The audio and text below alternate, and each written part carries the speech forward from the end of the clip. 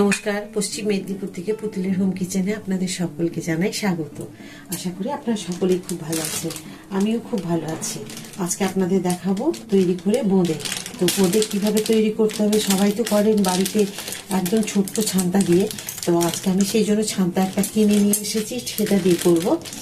তো শেষ পর্যন্ত ভিডিওটি দেখার জন্য আপনাদেরকে অনুরোধ রইল, শেষ পর্যন্ত ভিডিওটা দেখবেন আমি কিভাবে তৈরি করছি আজকে আমি বোঁদে।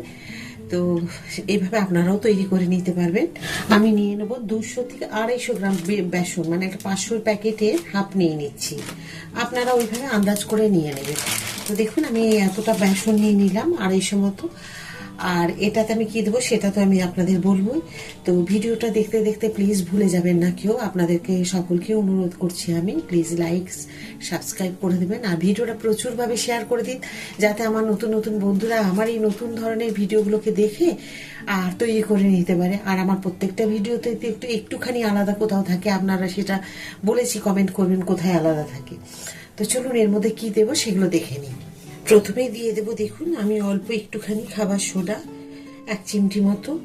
আর খুব ভালো করে বেসনটাকে হাত দিয়ে ফেটিয়ে নিতে হবে 5 মিনিট মতো, তাহলে কিন্তু বেশ ভালো কিন্তু বেসনের ফুলবে।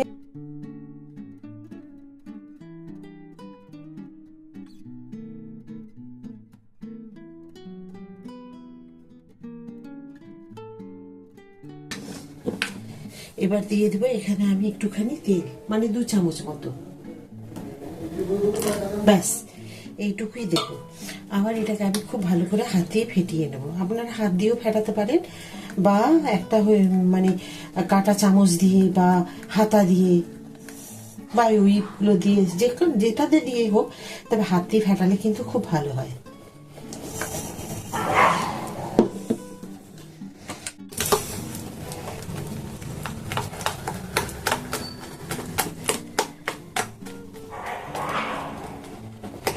প্রায় 5 মিনিটের বেশি হয়ে গেল, আমি এই বেসনটাকে হাত দিয়ে ফেটিয়ে নিলাম। চলুন এবার আমি দেখুন ঘনত্বটা কিরকম রেখেছি, এই দেখুন, এই যে এরকম এইভাবে পড়ছে।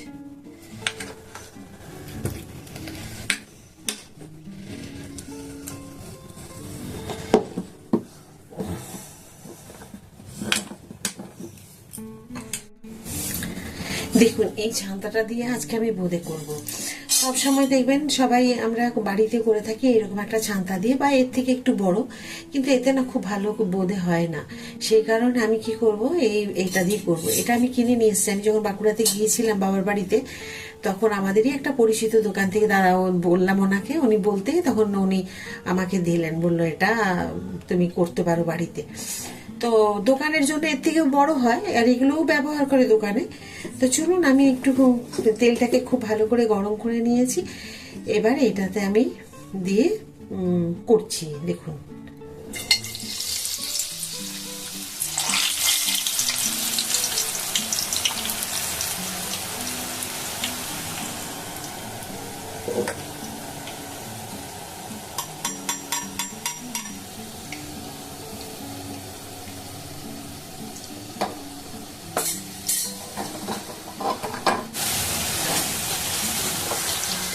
দেখুন কি সুন্দর একদম দোকানের মতো বোঁদেগুলো হয়েছে।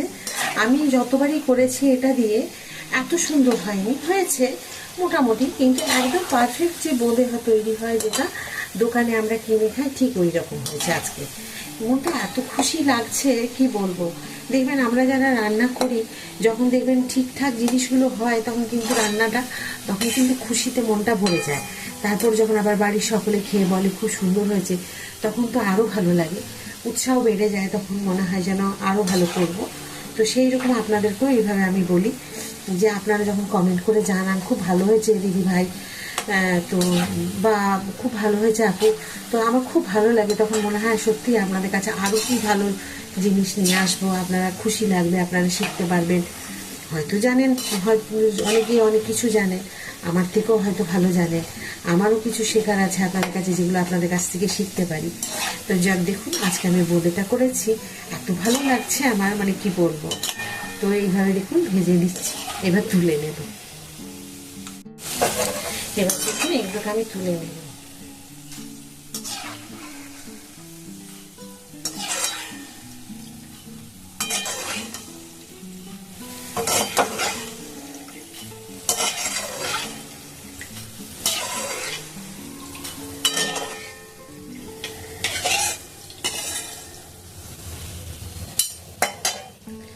দেখুন কি সুন্দর হয়েছে, কি ভালো লাগছে। এখন এটাকে আমি তেলটাকে ঝরতে দেব এখানে রেখে।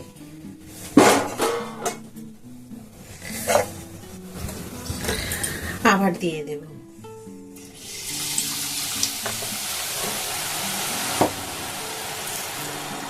ঠিক এই এতটা উঁচু থেকে থাকবে, খুব বেশি উঁচু থেকে ছাড়বেন না, তাহলে কিন্তু চ্যাপ্টা চ্যাপ্টা হয়ে যাবে।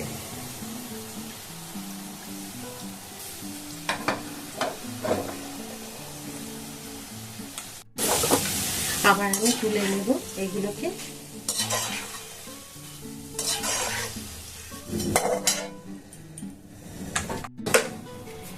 এইটুকু যে আছে বেসন, সেটা আমি করব লাল বোঁদে। তার জন্য একটু ফুড কালার দিয়ে দিচ্ছি। আপনারা চাইলে পুরোটাই এরকম করতে পারেন। আমি একটু ফুড কালার দিয়ে এটাকে ব্যাস, এই দেখুন 2 ফোঁটা দিলাম, দিয়ে এটাকে একটুখানি এভাবে মিশিয়ে নেব।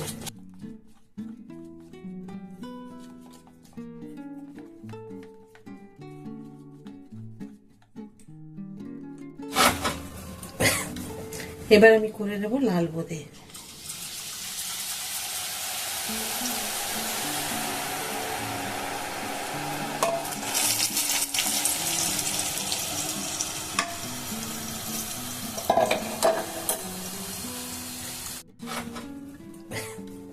এবার আমি করে নেব লাল বোঁদে।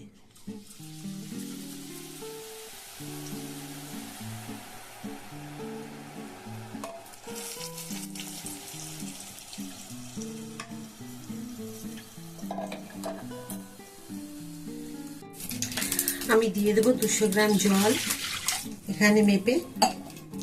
তার সাথে দিয়ে দেবো আমি 250 বেসনের জন্য আমি 250 গ্রাম চিনি দেব।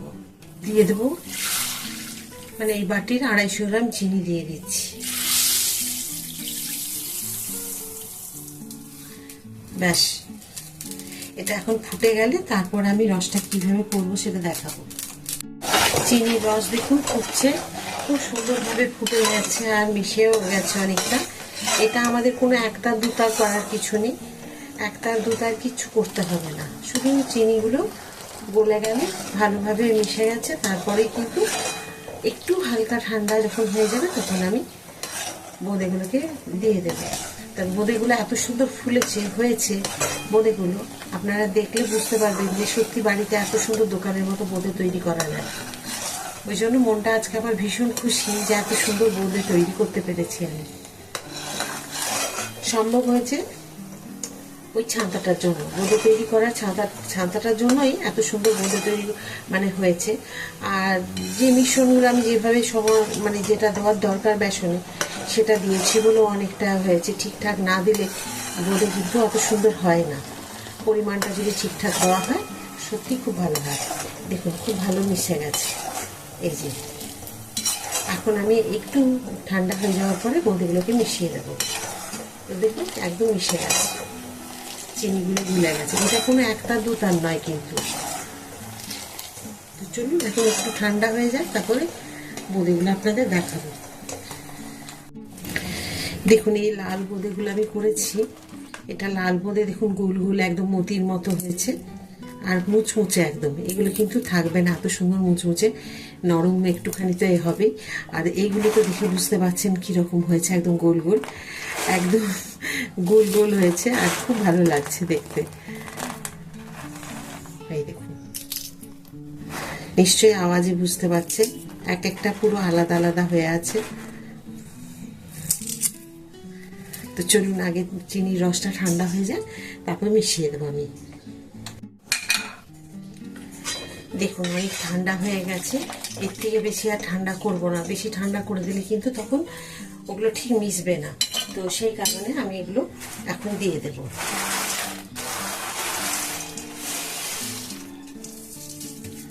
আর দিয়ে এগুলো মিশিয়ে নেওয়ার পরে আমি 1 ঘন্টা এটাকে ঢেকে রেখে দেব।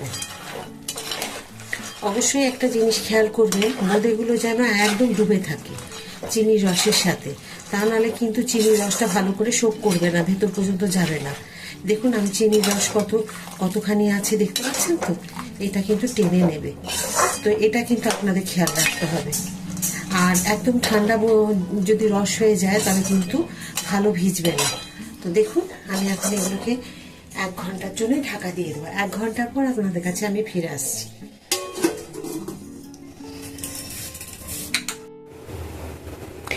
চলে এসেছি আমি, 1 ঘন্টা বেশি হয়ে গেল। এখন এবারে ঢাকা খুলে দেখে নেব।